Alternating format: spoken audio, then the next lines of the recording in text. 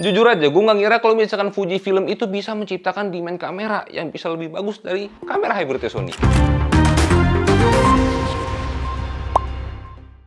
Episode Saturius kali ini disupport oleh toko kamera Fokus Nusantara. Toko kamera dengan pilihan super komplit yang cocok banget buat kalian kalau misalkan mau nambah gear buat produksi kalian.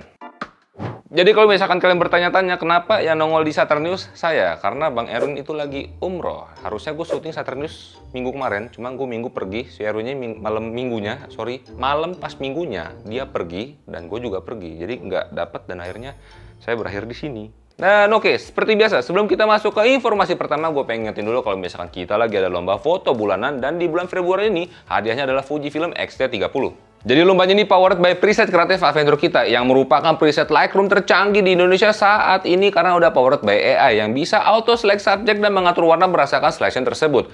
Buat kalian yang udah punya presetnya, kalian bisa ikut lagi gitu ya. Buat yang lomba kemarin-kemarin yang udah ikutan dan selama belum menang kameranya, kalian bisa ikutan lagi dan buat ikutan lombanya kalian tidak dipungut biaya apapun. Tapi buat yang belum punya, kalian bisa pakai kode voucher lomba foto buat dapat diskon Rp300.000.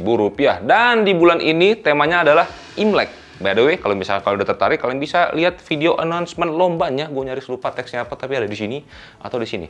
Langsung kasih ikutan.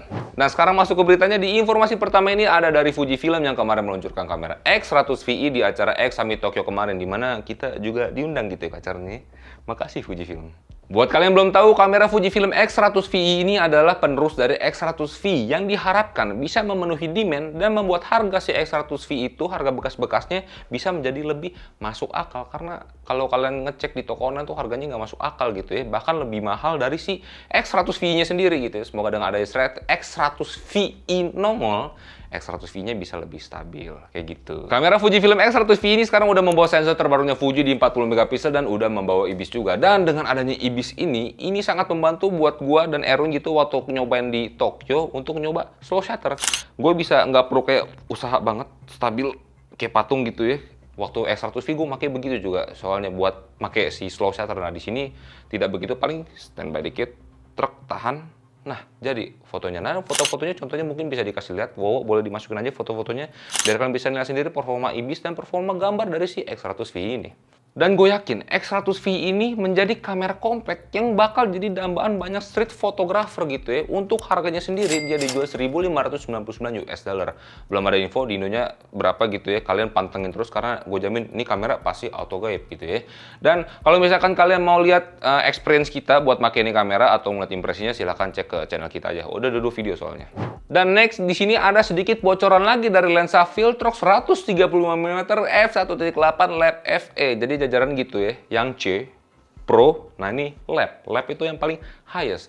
Dan ini beritanya di-repost oleh akun X atau Twitter Majun, dan kita bisa lihat beberapa detail terbaru meskipun fotonya pecah-pecah gitu ya. Dan di sini bisa kalian lihat dia bawa focus switch, tombol FN, declickable aperture, dan juga ada focus limiter. Semoga saja kalau misalkan nongol buat Fujinya gitu ya, itu tidak ada yang dipangkas-pangkas gitu ya. Dan gue yakin lensa ini bakal jadi lensa yang racun banget buat para pengguna Sony full frame. Dan gue yakin harganya juga pasti tidak segila lensa G Master gitu ya. Ini dari Viltrox, pasti harganya murah tapi kualitasnya mantep. Oke, lanjut lagi beritanya dan ini masih seputar lensa. Dan sekarang dari Laowa yang 10mm f2.8 autofocusnya ternyata sudah mulai open pre-order. Untuk harga sendiri di $799 dan tersedia untuk 3 mounting. Apa aja mountingnya? Sony, Nikon, dan ya Canon RF. Bukan Fujifilm gitu ya. Tapi baik lagi, perlu diingat, Canon RF tidak bawa, ya betul, autofocus. Jadi dia manual fokus. Padahal harganya sama gitu ya. Untuk reviewnya sebenarnya udah ada beberapa reviewer juga yang udah pegang dan udah bahas lensanya. Dan seperti biasa, Laowa itu pasti racun gitu. 10 mm dia wide dan Laowa itu terkenal dengan zero distortion. Harusnya lensa bakal jadi racun banget. Yang terakhir, ini ada dari Kase. Kalau kalian belum tahu, Kase itu brand filter gitu ya. Dan dia tiba-tiba meluncurkan lensa manual telefoto berukuran kecil dengan focal yang 200 mm dengan bukaan f5.6.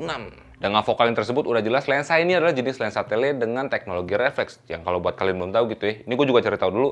Jadi kalau misalkan lensa normal yang gue tahu tuh kan dia masuk dari kaca lensa, terus langsung ke sensor gitu ya. Nah kalau misalkan si refleks ini enggak, dia jadi masuk dulu, cahaya masuk, dia di sekitar belakang lensanya itu dia ada kaca lagi, dia pantulin lagi ke tengah, Tek, habis dari tengah dia baru pantun lagi ke sensor. Makanya ukurannya dia bisa lebih compact dibandingin sama lensa yang normal. Kurang lebih begitu. Koreksi gue kalau salah.